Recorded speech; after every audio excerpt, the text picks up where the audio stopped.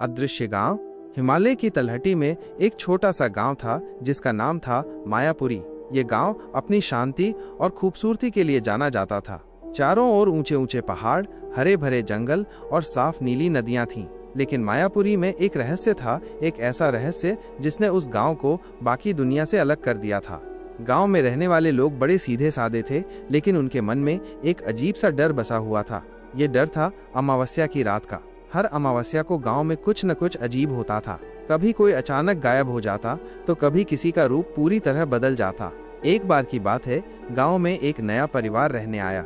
रवि और उसकी पत्नी मीरा और उनकी छोटी बेटी पिंकी। वे शहर की भाग दौड़ से दूर शांति की तलाश में यहाँ आए थे।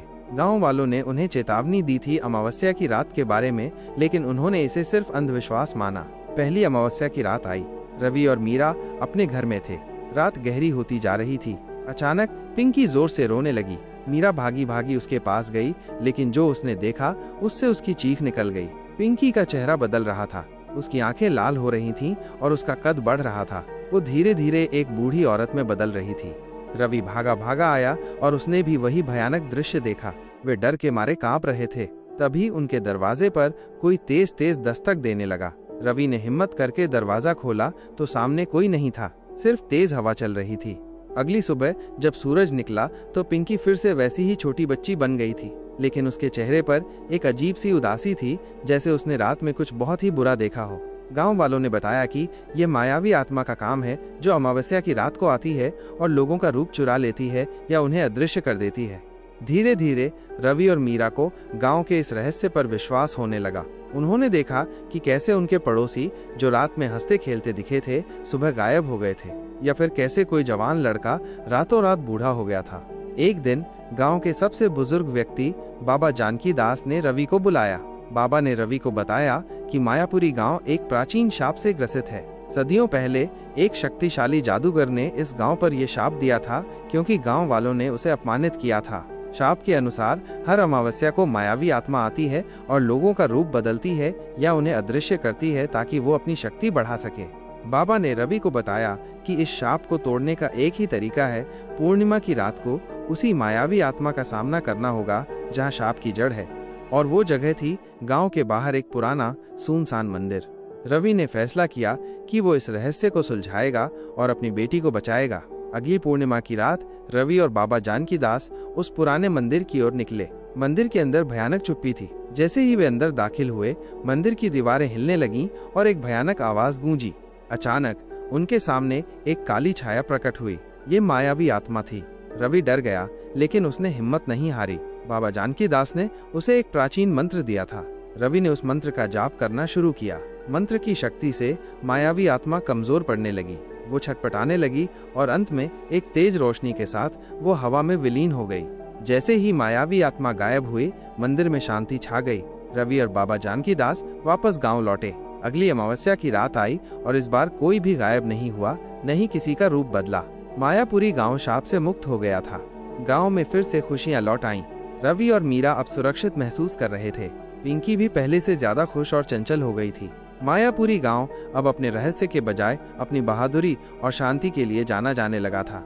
मुझे उम्मीद है कि ये कहानी आपको पसंद आएगी। तो चलिए देखते हैं मायापुरी में शाप टूटने के बाद क्या हुआ। अदृश्य गांव भाग 2, छाया का प्रतिशोध। मायापुरी गांव अब शाप से मुक्त था। रवि, मीरा और पिंकी खुशी खुशी रह रहे थे। गांव में रौनक लौट आई थी। त्योहार मनाए जा रहे थे और बच्चों की खिलखिलाहट फिर से हर गली में गूंज रही थी। बाबा जानकी दास की बुद्धिमत्ता और रवि की बहादुरी ने उन्हें एक नया जीवन दिया था। लेकिन हर कहानी का अंत इतना सरल नहीं होता। एक दिन जब गांव में सब कुछ सामान्य लग रहा था, एक अजीब सी ठंडक हवा में घुलने लगी। पेड़ों के पत्ते बिना हवा के सरसराने लगे और पशु पक्षी अचानक शांत हो गए। रवि को कुछ ठीक नहीं लगा। उसने बाबा जानकी दास से बात की, जिन्होंने गहरी चिंता में अपना सिर हिलाया। ये ठीक नहीं है पुत्र, बाबा ने धीमी आवाज में कहा। मायावी आत्मा पूरी तरह नष्ट नहीं हुई थी, वो केवल कमजोर हुई थी। मुझे डर है कि वो अपनी शक्ति फिर से हासिल कर रही है। और हुआ भी वही। अगली अमावस्या की रात जब सब गांव वाले चैन की नींद सो रहे थे, एक काली छाया मायापुरी पर मंडराने लगी। ये पहले से कहीं अधिक शक्तिशाली और क्रोधित लग रही थी। इस बार इसने लोगों के रूप बदलने के बजाय उनकी यादें चुराना शुरू कर दिया। सुबह हुई तो गांव में अफरा तफरी मच गई। लोग एक दूसरे को पहचान नहीं पा रहे थे। माता पिता अपने बच्चों को भूल गए थे और दोस्त एक दूसरे के लिए अजनबी बन गए थे। मीरा भी रवि को पहचान नहीं पा रही थी और पिंकी अपनी माँ पापा को देखकर डर रही थी। रवि अकेला था, जिसे अपनी और अपने परिवार की यादें थीं। मायावी आत्मा ने उसे बख्श दिया था, शायद इसलिए कि वो उससे बदला लेना चाहती थी, उसे अकेले तड़पता देखना चाहती थी। ये उसके लिए एक नई और भयावह चुनौती थी। बाबा जानकी दास भी अपनी यादें खो चुके थे, लेकिन उनके भीतर ज्ञान की एक चिंगारी अभी भी बाकी थी। वो कुछ कुछ याद कर पा रहे थे कि कोई शक्ति है जिसने गांव को फिर से घेरा है। रवि ने बाबा को सब कुछ याद दिलाने की कोशिश की, लेकिन व्यर्थ। रवि ने हार नहीं मानी। उसे अपनी पत्नी और बेटी को वापस पाना था और गांव की यादें लौटानी थीं। उसे याद आया कि बाबा जानकी दास ने एक बार कहा था कि मायावी आत्मा की शक्ति का स्रोत भूतकाल की प्रतिध्वनि है। रवि ने अपनी यादों के सहारे उस रात की घटनाओं को फिर से दोहराने का फैसला किया, जब उन्होंने पहली बार मायावी आत्मा को हराया था। वो उस पुराने सुनसान मंदिर की ओर चला जहां उन्होंने पहले आत्मा का सामना किया था। मंदिर पहुंचकर रवि ने देखा कि वहां की हवा और भी भारी हो गई थी।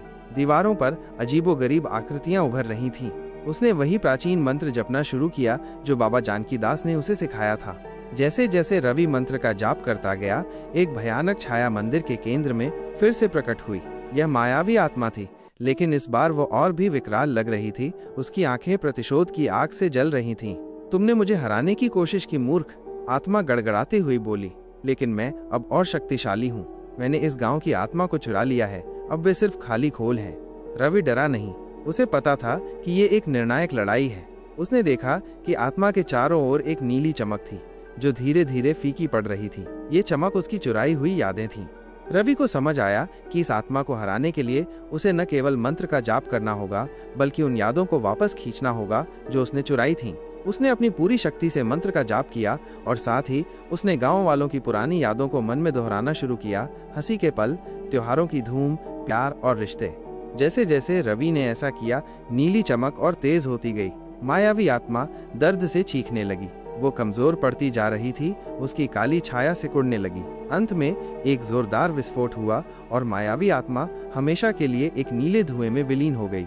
इस बार रवि ने देखा कि धुएं के साथ साथ छोटी छोटी नीली किरणें आकाश की ओर उड़ रही थीं और फिर गांव की ओर वापस लौट रही थीं। ये गांव वालों की यादें थीं। रवि मंदिर से बाहर आया और भागा भागा गांव की ओर गया। उसने देखा कि लोग धीरे धीरे एक दूसरे को पहचानने लगे थे। मीरा ने रवि को देखा और उसकी आंखों में पहचान की चमक थी। रवि, वो फुसफुसाई और उसकी आंखों से आंसू बहने लगे। पिंकी भी अपनी माँ पापा की ओर दौड़ी और उन्हें गले लगा लिया।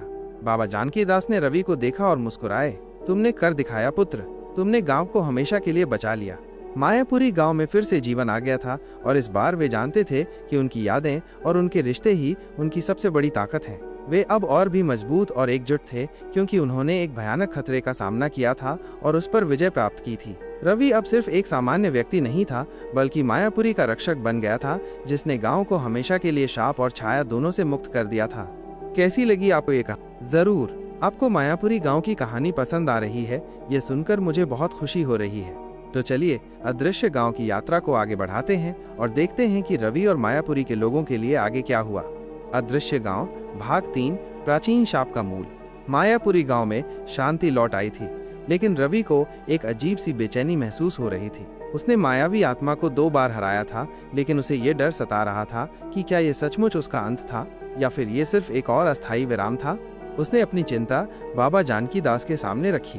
बाबा ने उसकी बात ध्यान से सुनी और फिर एक गहरी सांस ली। तुम्हारी चिंता जायज है पुत्र, बाबा ने कहा। मैंने तुम्हें बताया था कि ये गांव एक प्राचीन शाप से ग्रसित है। मायावी आत्मा उस शाप का केवल एक प्रकट रूप थी। जब तक शाप का मूल नहीं सुलझाया जाता, खतरा हमेशा बना रहेगा।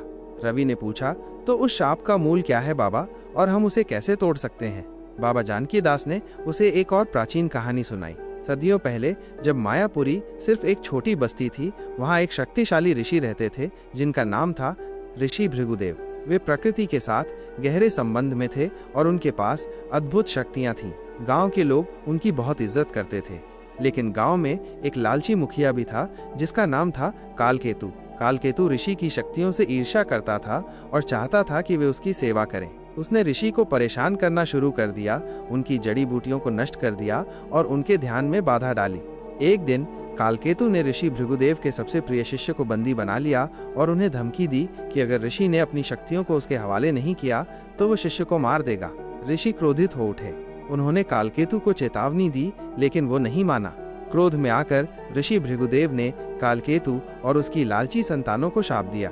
तुम्हारी लालच ने इस पवित्र भूमि को दूषित किया है। ऋषि ने गर्जना की। आज से इस भूमि पर हर अमावस्या की रात को तुम्हारी लालच का प्रतीक मायावी आत्मा प्रकट होगी। यह आत्मा इस गांव के लोगों की सबसे अनमोल चीज चुराएगी, उनका पहचान, उनका रूप, उनकी यादें, जब तक कि कोई निस्वार्थ आत्मा इस शाप को हमेशा के लिए तोड़ न दे। बाबा ने बताया, वो निस्वार्थ आत्मा तुम हो रवि। तुमने गांव को 2 बार बचाया है, लेकिन शाप का मूल, जैसा कि ऋषि ने कहा था, कालकेतु की लालच में है। हमें उस जगह को ढूंढना होगा जहां कालकेतु ने ऋषि के शिष्य को बंदी बनाया था, और वहां से उस लालच की नकारात्मक ऊर्जा को हमेशा के लिए खत्म करना होगा। रवि ने पूछा, लेकिन वो जगह कहाँ है और हम उस लालच को कैसे खत्म करेंगे? बाबा ने बताया कि लोक कथाओं के अनुसार कालकेतु ने शिष्य को गांव के सबसे पुराने बरगद के पेड़ के नीचे एक गुफा में बंदी बनाया था। उस गुफा को अंधकार की गुफा कहा जाता था और कहा जाता था कि वहां कालकेतु का लालच अभी भी एक काली ऊर्जा के रूप में मौजूद है। अगली सुबह रवि और बाबा जानकी दास गांव के कुछ बहादुर युवाओं के साथ उस विशाल बरगद के पेड़ की ओर निकले। पेड़ इतना पुराना था कि उसकी जड़ें एक छोटे से पहाड़ जितनी बड़ी दिख रही थीं। उसकी जड़ों के बीच उन्हें एक संकरा अंधेरा रास्ता मिला जो एक गुफा में खुलता था। गुफा के अंदर एक अजीब सी सड़ांध भरी गंध थी और हवा भारी लग रही थी, जैसे वहां सदियों से कोई प्रकाश न गया हो। जैसे ही वे अंदर दाखिल हुए, उन्हें दीवारों पर अजीबोगरीब नक्काशी दिखी जो लालच और ईर्ष्या की कहानियां बताती थीं। गुफा के अंत में उन्हें एक छोटा सा कक्ष मिला। उस कक्ष के बीच में एक पत्थर की वेदी पर एक पुराना जंग लगा लोहे का संदूक पड़ा था।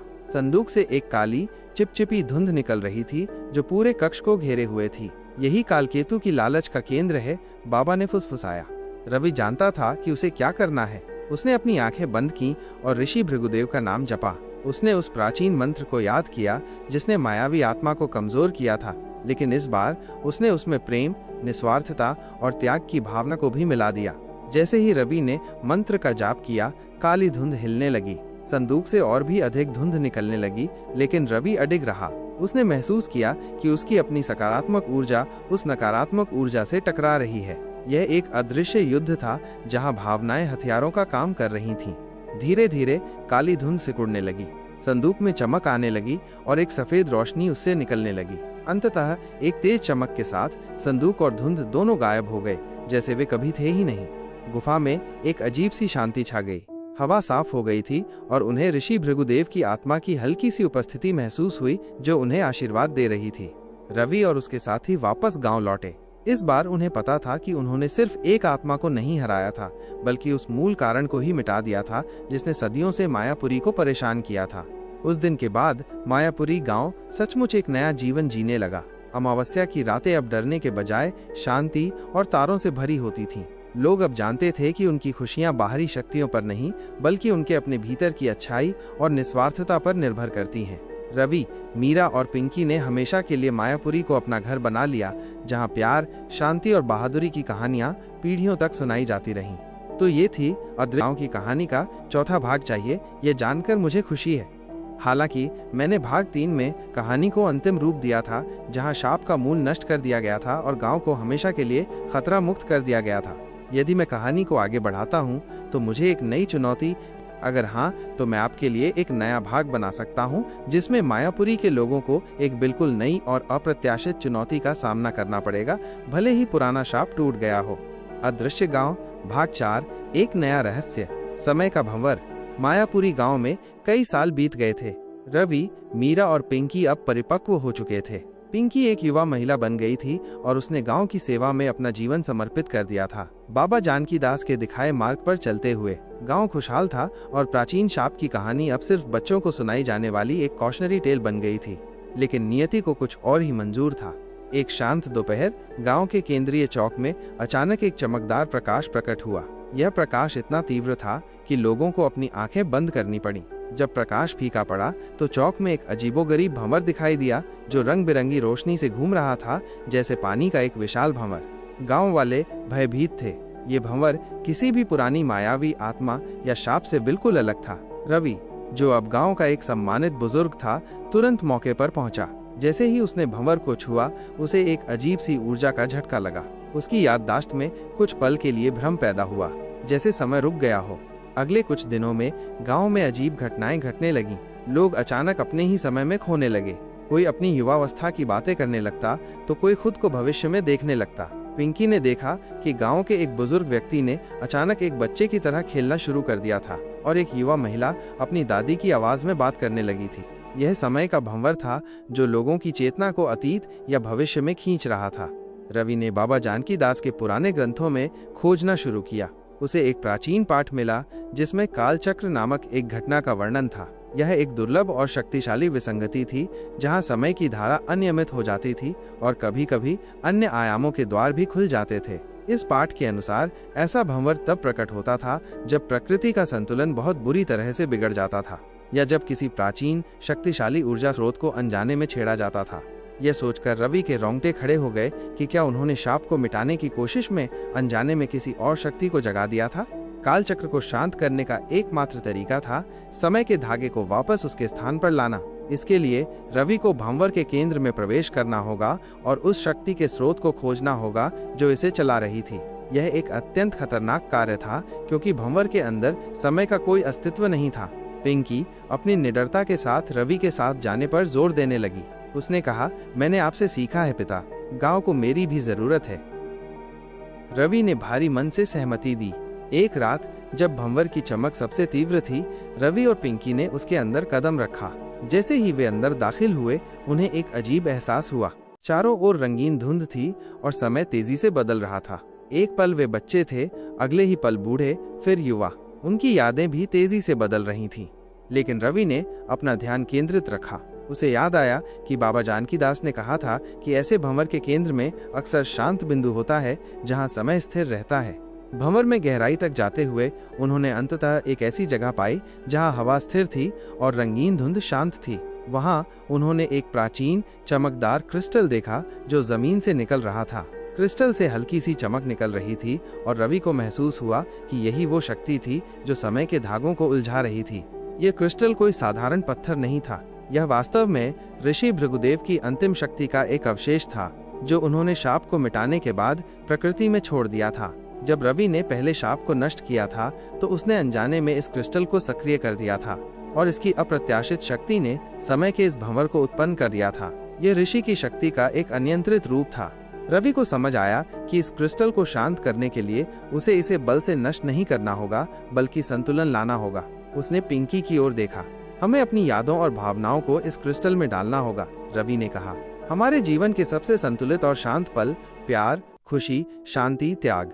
पिंकी ने सहमति में सिर हिलाया। उन्होंने अपनी आंखें बंद की और अपने जीवन के उन पलों को याद किया जब वे सबसे अधिक शांत और संतुष्ट थे। उन्होंने अपनी यादों की शक्ति को क्रिस्टल में प्रवाहित किया। धीरे धीरे क्रिस्टल की चमक कम होने लगी। भंवर की रंगीन धुंध शांत होने लगी और फिर सिकुड़ने लगी। एक शांत ऊर्जा पूरे कक्ष में फैल गई। अंततः क्रिस्टल वापस जमीन में समा गया और भंवर पूरी तरह से गायब हो गया। रवि और पिंकी ने अपनी आंखें खोलीं। वे उसी चौक में खड़े थे जहां से उन्होंने प्रवेश किया था। सूरज अभी भी आसमान में था और गांव के लोग, जिन्होंने अपने समय की याददाश्त खो दी थी, अब सामान्य व्यवहार कर रहे थे। उन्हें कुछ याद नहीं था कि क्या हुआ था। रवि और पिंकी ने एक दूसरे को देखा और मुस्कुराए। उन्होंने मायापुरी को एक बार फिर बचा लिया था, इस बार एक ऐसे खतरे से जो किसी आत्मा से नहीं बल्कि स्वयं समय से था। गांव अब सचमुच शांति में था और रवि जानता था कि भविष्य में कोई भी चुनौती आए, मायापुरी के लोग उसका सामना करने के लिए हमेशा तैयार रहेंगे।